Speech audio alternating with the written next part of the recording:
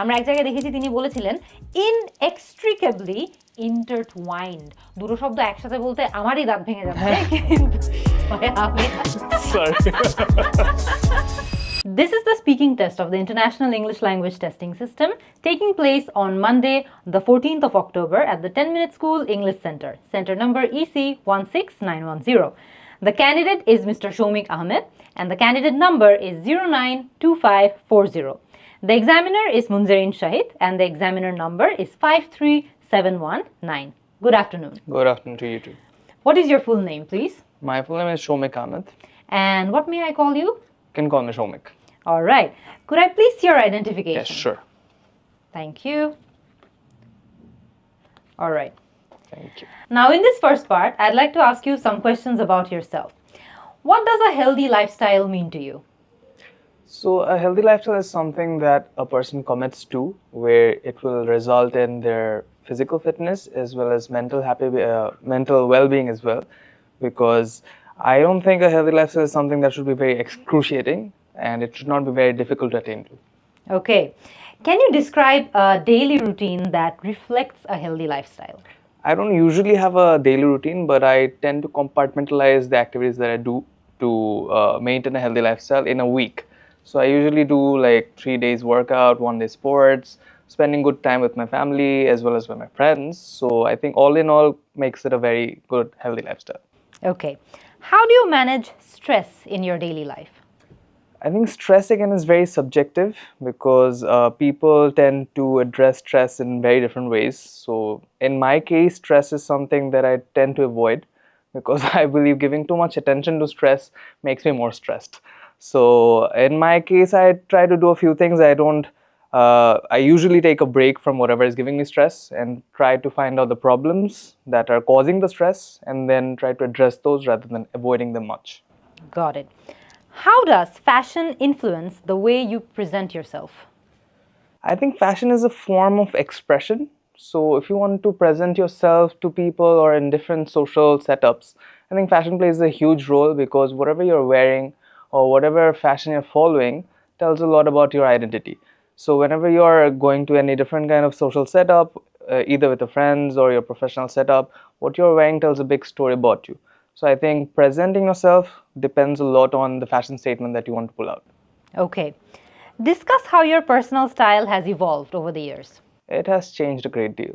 So when I was very young, I didn't care much about what I'm wearing. But when I started going to university, when I started making a lot of friends, when I started meeting a lot of strangers, so I think that played a huge role in how I wanted to present myself. I got to know a lot about fashion. I got to experiment and explore a lot about fashion, made a lot of mistakes, and I do not really regret them. I learned a lot about style and fashion. So I think over the years it changed my personality and identity and also what I wanted to express about myself. So it took time, but I found my style statement. Okay. What role do you think fashion plays in the societal status or identity? I think fashion has a big role in expressing someone's identity rather than social status. Because if you really judge someone by what they're wearing and compare it with social status, I don't think that would be right. So in identity, it plays a big role. And again, what I said in my earlier answer, that people express themselves through fashion, so their identity reflects through their fashion statement. All right. এরই মধ্যে কিন্তু সৌমিকের first পার্টটা শেষ হয়ে গেছে। আমরা দেখেছি যে তার অ্যান্সার্সগুলো খুবই তার রিয়েল লাইফের এক্সাম্পলস থেকে নেওয়াগুলো ছিল, যেটা তাকে তার আনসারগুলো বিল্ড করতে অনেক হেল্প করেছে। তার অ্যান্সারের একটা খুব বড় অ্যাডভান্টেজ হচ্ছে, আমরা জানি আইএলটিএস পরীক্ষায় লেক্সিক্যাল রিসোর্সে কিন্তু অনেক প্রাধান্য দেওয়া হয়, বা লেক্সিক্যাল রিসোর্সের উপরেও কিন্তু আমাদের মার্ক থাকে। সো একটা ওয়ার্ড যেমন আমি নোটিস করেছি সে ইউজ করেছিল হচ্ছে কম্পার্টমেন্টালাইজ। সেটা কিন্তু একটা অ্যাডভান্সড ভোকাবুলারি। আমরা জানি যে আমরা আমাদের লাইফে যখন বিভিন্ন জিনিসকে একটু ভাগ করে তাদের সাথে ডিল করি, সেটাকেই কিন্তু কম্পার্টমেন্টালাইজ করা বলা হয়। তারপর আমরা আরেকটা জায়গায় নোটিস করেছি যে সে বলেছিল সাবজেক্টিভ, যে বিভিন্ন জিনিস আমাদের লাইফে সাবজেক্টিভ হতে পারে, অবজেক্টিভ হতে পারে। সাবজেক্টিভ মানে হচ্ছে জিনিসটা হয়তো বা একদম ম্যাথের মতো 1-2 না, সেটাতে মাল্টিপল লেয়ারে মিনিং থাকে। সো এইটাও কিন্তু একটা অ্যাডভান্সড ওয়ার্ড ছিল। So that was good use of a very good lexical resource. আরেকটা জায়গায় আপনারা একটু ইডিওম্যাটিক ল্যাঙ্গুয়েজও নোটিস করেছেন হয়তো বা, যেখানে সৌমিক বলেছে আ গ্রেট ডিল। সো দেখেছেন, আমরা কিন্তু অনেক সময় চাইলে বলতে পারি যে আ লট, বললে অসুবিধা নাই, কিন্তু আলট কিন্তু ভেরি স্ট্রেট ফরওয়ার্ড, এবং আলট বললেও কিন্তু গ্রামাটিক্যাল কোনো মিস্টেক নাই। কিন্তু সেখানে সে যে আ গ্রেট ডিল অফ বললো, সেখানে সে দেখিয়ে দিল আমাদেরকে যে সে কিন্তু নেটিভ স্পিকারদের মতো কথা বলতে পারে। সৌমিকের অ্যান্সারের আরেকটা খুব বড় অ্যাডভান্টেজ হচ্ছে যে সে যখন অ্যান্সারগুলো দেওয়া শুরু করে তখন অ্যান্সারগুলোতে খুব বিল্ড করতে পারে। দেখবেন যে যে কোনো অ্যান্সারই সে কিন্তু একটা ওয়ার্ড দিয়ে বা একটা লাইন দিয়ে শেষ করে ফেলেনি, সেখানে তার রিয়েল লাইফ থেকে এক্সাম্পল নিয়ে, তার আশেপাশের এক্সপিরিয়েন্সেসের থেকে এক্সাম্পল নিয়ে সে কিন্তু অ্যান্সারগুলো বিল্ড করতে পেরেছে, যেগুলো তার কোহেরেন্স, কোহিশন এগুলোর মার্কে অনেক হেল্প করবে। ওভারঅল তার অ্যান্সারে আমি কোনো এখন পর্যন্ত গ্রামাটিক্যাল মিস্টেক্সও নোটিস করিনি, তাই গ্রামাটিক্যাল রেঞ্জ এবং অ্যাকুরেসিতেও তার মার্কগুলো কিন্তু ভালো থাকবে। তার প্রোনাউন্সিয়েশন বেশ অ্যাকুরেট। আমরা কিন্তু দেখতে পেরেছি যে তার যে অ্যান্সারগুলো ছিল সেগুলো সবগুলো ওয়ার্ডের সঠিক উচ্চারণ, স্পষ্ট উচ্চারণ সে মেনটেন করতে পেরেছে। সো আমি আমার আইএলটিএস কোর্সের স্পিকিং সেগমেন্টের 4 নম্বর ভিডিওতে কিন্তু ঠিক এই টপিকগুলো নিয়ে আলোচনা করেছি, যে কিভাবে আমরা বিভিন্ন কমন টপিক নিয়ে খুব এফেক্টিভলি আইএলটিএস স্পিকিং টেস্টে কথা বলতে পারবো। আই হোপ আপনাদেরকে সেই ভিডিওগুলো অনেক হেল্প করবে, ঘুরে এসে দেখে আসতে পারেন। লেটস সি সৌমিক পার্ট 2-তে কিরকম করে। You will now be given a topic to talk about for 1 to 2 minutes. You have 1 minute to prepare what you're going to say, and you're welcome to make some notes too if you wish. Do you understand? Yeah. All right. Your topic is, I want you to describe an outfit that you wear for special occasions. What does this outfit look like, and where did you get it? Why do you choose to wear it for special events? And how do you feel when you wear this outfit? Here is your paper. Thank you. And here is your pencil.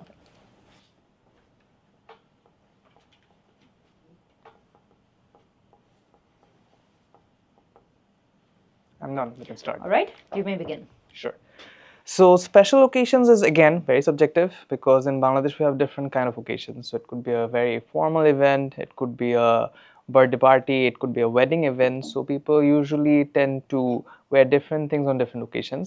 But to my surprise, I usually tend to wear the same kind of clothes in different occasions, which is business casual. So business casual is something that you can pull off in any setup. So be it a formal event, be it your office, be it a dawat setup, which is usually an invitation in your friend's home or your relative's home, or even a wedding.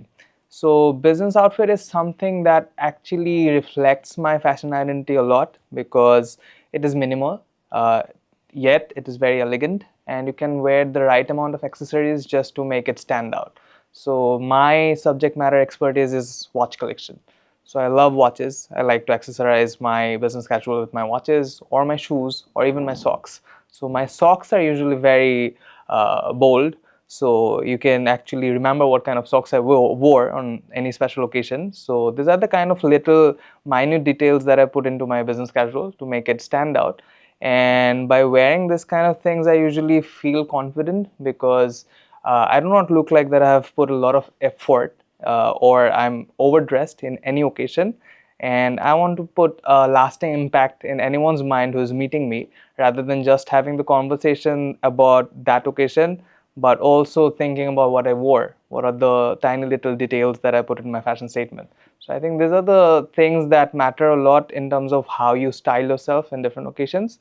So my single takeout for wearing special clothes on special events is wearing something that makes you feel better, and also makes you look not underdressed, but not too much effort into dressing up as well. All right. এরই মধ্যে কিন্তু সৌমিকের part 2টাও শেষ হয়ে গিয়েছে, এবং আমরা দেখেছি সবচেয়ে প্রথমে তার অ্যান্সারের যেই পার্টটা নিয়ে বেশিরভাগ স্টুডেন্টস সবচেয়ে বেশি স্ট্রাগল করে, সেটা হচ্ছে তার পার্ট 2 এর অ্যান্সারটা 2 মিনিটের মধ্যে শেষ করা। এবং আমরা নোটিস করেছি যে সৌমিকের অ্যান্সারটা একদম কাটায় 2 মিনিটেই কিন্তু শেষ হয়েছে, উইচ ইজ পারফেক্ট।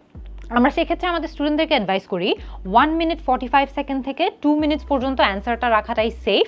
এর বেশি বড় হয়ে গেলে কিন্তু মেইন কথা হচ্ছে 2 মিনিট ক্রস করলেই কিন্তু এক্সামিনার আপনাকে থামিয়ে দিবে।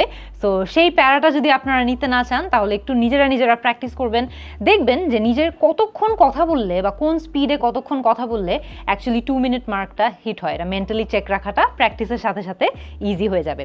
সো এখন আমরা আসি যে প্রশ্নটা আমরা শৌমিককে করেছিলাম, আমরা তাকে বলেছিলাম এমন একটি আউটফিট ডিসক্রাইব করতে যেটা সে স্পেশাল ওকেশনসে পড়ে।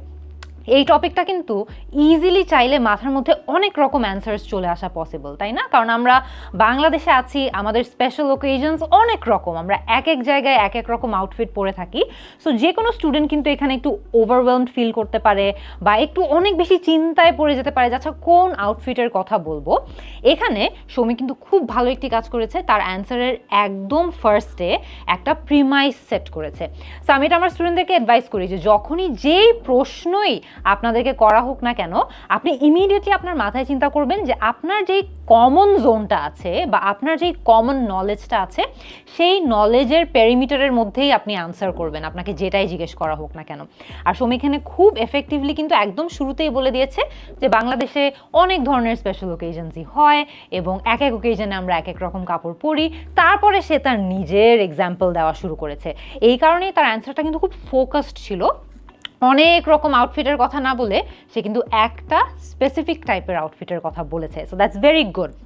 আরেকটা যেটা খুব পজিটিভ পার্ট ছিল অ্যাবাউট হিজ আনসার, সেটা হচ্ছে আমরা তাকে এখানে 3টা বুলেট পয়েন্টে প্রশ্ন করেছি। আপনারা জানেন যে কিউ কার্ডে একটা ওভারঅল টপিক থাকে, নিচে বুলেট পয়েন্টে আরও কিছু ছোট ছোট প্রশ্ন থাকে এবং আমাদের কিন্তু সবগুলো প্রশ্নই কভার করতে হয়। আপনি কিন্তু বারবার দেখে দেখে সেটা উত্তর করতে পারবেন না। সো আপনার মেন্টাল ম্যাপ থাকতে হবে যে কোন কোন জিনিস আমার আনসার করার কথা।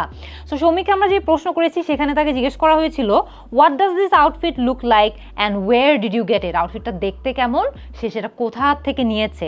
Y do you choose to wear it for special events? Special ইভেন্টসে কেন, কিসের জন্য এই আউটফিটটা তুমি পরতে পছন্দ করো এবং how do you feel when you wear this outfit? So তুমি আউটফিটটা যখন পরো তখন তোমার কেমন লাগে বা তুমি কেমন বোধ করো। সো এই 3টা পয়েন্টই কিন্তু তার আনসারে সে এফেক্টিভলি কভার করেছে এবং তার আনসার যদি আপনারা খেয়াল করে দেখেন সে কিন্তু শুধুমাত্র আউটফিট নিয়েই কথা বলেনি, সে কিন্তু অ্যাক্সেসরিজ নিয়েও কথা বলেছে তার আনসারটা বিল্ড করার জন্য। সেটা কিন্তু খুব ট্রিকি, বিকজ আপনারা ভাবতে পারেন যে একটা আউটফিট নিয়ে কতক্ষণই বা কথা বলবো, বাট আউটফিটের সাথে আরও যে অ্যান্সিলারি বা আরও যে অ্যাডেড জিনিসপত্রগুলো থাকে যেমন ঘড়ি, যেমন জুতো, যেমন সক্স, এই কেসে সবগুলো নিয়ে আপনি যখন ইলাবোরেট করবেন তখন কিন্তু আপনার আনসার ইলাবোরেট করতে কষ্ট হবে না। So always take full advantage. আপনাদেরকে যে 1 মিনিট সময়টা দেওয়া হয় একটু চিন্তা ভাবনা করার জন্য, ওই 1 মিনিটটা খুব ভালোভাবে কাজে লাগাবেন, চিন্তা করবেন যে কি কি জিনিস বলা যেতে পারে যাতে আমি আমার আনসার্স বিল্ড করতে পারি। এবং আরেকটা খুব ভালো পজিটিভ পয়েন্ট তার আনসারে ছিল, তার আনসার কিন্তু রিপিটেটিভ ছিল না। কোনো পয়েন্টে কি আপনাদের মনে হয়েছে যে সে একই কথা বারবার বলছে? আমার কিন্তু মনে হয়নি। But it's very easy to fall into this trap part 2 এর ক্ষেত্রে, যে আপনারা একটা জিনিস বলছেন বাট আপনারা বুঝছেন না যে ঘুরায় পেঁচায় আমরা মনে হয় একটা জিনিসই বারবার বলছি, কিন্তু এক্সামিনার কিন্তু সেটা বুঝতে পারবে। সো সেটা নিয়েও আপনাদের কেয়ারফুল থাকতে হবে। আবারও তার আনসারে আমরা কিছু অ্যাডভান্স ভোকাবুলারির ইউজেজ নোটিস করেছি। যেমন কিছু জায়গায় আমরা দেখেছিলাম, একটি জায়গায় সে বলেছে এলিগেন্ট, একটি জায়গায় তিনি বলেছিলেন minimal. Very good use of vocabulary. আমরা চাইলে কিন্তু খুব ইজিলি বলতেই পারতাম সিম্পল আউটফিট, বাট না, এখানে কিন্তু তিনি বলেছেন minimal outfit. So that's very good. Minute, excellent vocabulary. আমরা ইজিলি চাইলে টাইনি বলতে পারি, আমরা ইজিলি চাইলে স্মল বলতে পারি। কেন মাইনিউট বলাটা এখানে ডিফারেন্ট? বিকজ এটা কিন্তু একটা আনইউজুয়াল ওয়ার্ড, এটা একটা ডিফারেন্ট ওয়ার্ড যেটা আপনারা দৈনন্দিন জীবনে আপনাদের আশেপাশে মানুষদের খুব বেশি ইউজ করতে শুনবেন না। আপনারা হয়তো বা মিনিট বলতে শুনবেন, কিন্তু মাইনিউট বলতে আপনারা কিন্তু কমই শুনবেন, টু মিন যে খুবই ছোট আকারে কিছু একটা বা খুব মাইনিউট ডিটেলস। সো এটাও খুব এফেক্টিভ ছিল। আরেকটা জায়গায় আমরা নোটিস করেছি সে বলেছে ওভার ড্রেসড। দেখেছেন, এখানে কিন্তু একটা ওয়ার্ড দিয়ে সে কিন্তু তার পুরো ফিলোসফিটাই আমাদেরকে বুঝিয়ে দিয়েছে যে সে কোনো জায়গায় অ্যাকচুয়ালি খুব বেশি একদম গডি হয়ে বা খুব বেশি গর্জাস হয়ে যাওয়ার চেয়ে বেশি সে অ্যাকচুয়ালি সিম্পল থাকতে পছন্দ করে, ওভার ড্রেসড থাকতে পছন্দ করে না এবং কমফোর্টেবল থাকতে পছন্দ করে। সো আপনাদেরকেও কিন্তু আপনারা যখন অ্যান্সার করবেন তার মতো করে অ্যান্সারগুলো বিল্ড করতে হবে। So that was a very good part 2। Let's see যে আমাদের লাস্ট পার্ট 3-তে শৌমিক কেমন করে। Thank you. May I have the pencil and booklet back, please? All right. So you were telling me about an outfit that you wear for special occasions. I'd now like to ask you more questions related to this. In what ways do you think lifestyle choices reflect personal values? I think lifestyle choices does reflect a lot on your personal values because how you're living your life or what are you wearing, what you're doing, it can show another person a lot about you, that how much you care about something or what do you value in your personal life. Say for example, if I'm wearing a lot of branded clothes, so that might come off as odd to some people. Like I'm wearing a lot of logos on me. So I think I do not reflect that myself in my identity. So this kind of choices that you make in your lifestyle, that shows a lot about your personal values. So if you're a lot into gymming, into your sports, so that shows that you have that community feeling in yourself because you're playing sports with your friends, you're going to work out with a lot of people, so you're a social being. So that kind of things shows in your personal choices that how you are actually living your life. So personal values actually reflect through your lifestyle. All right. How do you think fashion can be used as a tool for personal empowerment? I think it's a very good question. So fashion can definitely play a good role in personal empowerment because fashion is something, not necessarily something that is trendy or something that is fashionable. That is not fashion. I believe fashion is something that you are comfortable in wearing. You put your personal touch into it, or whatever you're wearing, you're making it your own. That is fashion. So whenever you're wearing something and being comfortable or confident about it, and you're trying to pick up things from global trends, or you're trying to be more expressive, so I think those things play a great role in your personal empowerment. So you get to know more about yourself, that what suits you, what doesn't suit you, or what you should wear, or what kind of things should you pull off, or what kind of attire should be going with you, because the kind of formal setup or casual setup that you're going into, does those fashion statement make sense in those setups? So I think in your personal empowerment, fashion does play a big role. All right. What are the challenges of maintaining a sustainable lifestyle in today's consumer culture? And today's consumer culture is very fast paced. So every day fashion is changing, every day your lifestyle is changing. So to actually attain to a certain lifestyle, it at times becomes very expensive. So if you really want to make a sustainable lifestyle, you have to make smart choices. Like if you talk about fashion specifically, so I tend to do this thing, or I tend to do this trick with my fashion. That is, I usually have very basic colors in my wardrobe, or very basic items in my wardrobe. So I can actually mix and match a lot of things to make it into a complete different outfit. So if you have to maintain this lifestyle in this consumer culture, you have to be very smart. You cannot be very it cannot be very expensive. You cannot spend a lot or splurge a lot. So that will make it very hard for you to maintain this kind of lifestyle. Okay. How has the global perspective on fashion changed in your lifetime? It has changed a lot. So it has changed and it has come back as well. So whatever we used to wear in 90s, it is coming back right now. So I think the global trend is something in fashion, in terms of fashion, it is like a cycle. So it changes a lot in a very fast pace, but it also comes back. So you actually feel very nice when you see the Gen Zs wearing the kind of clothes that we used to wear, like the baggy pants has come back, or the formal pants that they used to wear in the 60s, or the suits they used to wear in the 60s, those are coming back. So it feels great when you see this kind of things coming back, which are an all-time classic, and you already have it in your wardrobe. So it's very nice. All right. What role do cultural influences play in shaping personal lifestyle choices? I think culture plays a very big role in terms of expressing your fashion or expressing your lifestyle, because geography and identity, I think, are very inextricably intertwined, because one is the foundation to another, and your geography is at times shapes your identity, and your culture is part of that. So at times you happily accept that, at times you're not very happy about it, you tend to become rebels. So I don't know if it's a good thing, but I will not get into the discussion of good or bad. But at times you see a lot of people from the same region wearing the same kind of clothes, and you also see outliers wearing completely different clothes. So these are examples of how culture and your geography plays a great role in your fashion. And in terms of fashion, me personally, I try to reflect on my culture as well as represent my culture and where I'm from. I'll have global elements in my fashion sense or in my styling elements, but I will try to be proud about where I'm from. So I think it does have a great impact on your fashion and lifestyle. Your culture plays a big role. All right. Thank you very much, Shoumik. This concludes your IELTS speaking test. Thank you so much for your time. So এরই মধ্যে কিন্তু আমাদের part 3টা শেষ হয়ে গিয়েছে এবং part 3তে আমরা কিন্তু জানি যে আমাদেরকে যে প্রশ্নগুলো করা হয় সেগুলো আমাদেরকে ইলাবোরেট করতে হয়, অর্থাৎ অ্যাটলিস্ট 4 to 5 সেন্টেন্সেস আমাদের এখানে বলতেই হবে। আদারওয়াইজ এক্সামিনার ভাববেন যে আমরা কিন্তু আমাদের অ্যান্সার্স ইলংগেট করতে পারি না বা অ্যান্সার্সের উপর বিল্ড করতে পারি না, which is a crucial thing যেটা ওনারা এই সেগমেন্টটাতে টেস্ট করছে। যেহেতু এখানে প্রত্যেকটা প্রশ্ন বেশ ইলাবোরেট করেই বলা দরকার, তাই এখানে আমাদের ফিডব্যাকগুলোও আমরা একটু ইলাবোরেট করে বলি। যেমন বেশ কিছু জায়গায় আমরা কিন্তু খেয়াল করেছি যে আবারও বরাবরের মতো অ্যাডভান্সড ওয়ার্ডস ইউজ করা হয়েছে। যেমন একটা জায়গায় আমরা নোটিস করেছি স্প্লার্জ। স্প্লার্জ শব্দটার মানে কি আপনারা জানেন? এটার মানে হচ্ছে যে অতিরিক্ত টাকা খরচ করা। সো আমরা কিন্তু ইজিলি চাইলে ইংলিশে বলতেই পারি wasting too much money, spending too much money. এতগুলো ওয়ার্ড না বলে আপনি যখন স্প্লার্জ একটা মাত্র ওয়ার্ড বলে দেন, তখন কিন্তু 4-5টা ওয়ার্ড রিপ্লেস করে একটা ওয়ার্ড ইউজ করার মাধ্যমে আপনি আপনার অ্যাডভান্সড ভোকাবুলারি ইউজেজেরও একটা প্রমাণ দিয়ে দিচ্ছেন। তারপর আমরা অনেকগুলো জায়গায় দেখেছি আরও অ্যাডভান্সড ওয়ার্ডসের ইউজেজ। যেমন একটা জায়গায় আমরা দেখেছি আউটলায়ার্স, ভেরি গুড ওয়ার্ড। উনি এটা এই কারণে বলেছেন বিকজ উনি মিন করতে চাচ্ছেন যে এখানে একটু যারা হয়তো বা নর্মাল বা যারা একদম সাধারণ মানুষ তাদের চেয়ে একটু আলাদা থাকতে চায়, এটা মিন করার জন্য তিনি আউটলায়ার ওয়ার্ডটা ইউজ করেছে। So excellent use their. আমরা দেখেছি বেশ কিছু জায়গায় তিনি আবারও কিছু ওয়ার্ড পেয়ার ইউজ করেছে যেগুলো ভালো ছিল, যেমন পার্সোনাল টাচ, মানে নিজের একটা আইডেন্টিটি বা নিজের একটা এলিমেন্ট কোনো কিছুতে অ্যাড করা। তারপরে আমরা দেখেছি পিক আপ, উনি এটা একটা ইডিওম্যাটিক ফ্রেজ ইউজ করেছে, বা উনি এখানে এই ফ্রেজাল ভার্বটা ইউজ করে কিন্তু তিনি অ্যাকচুয়ালি বলেছে যে পিক আপ ফ্যাশন ট্রেন্ডস, বা আমরা বলি না যে একটা জিনিস কারো থেকে শিখে নেওয়া বা কারো থেকে অনুকরণ করা, ঠিক আছে?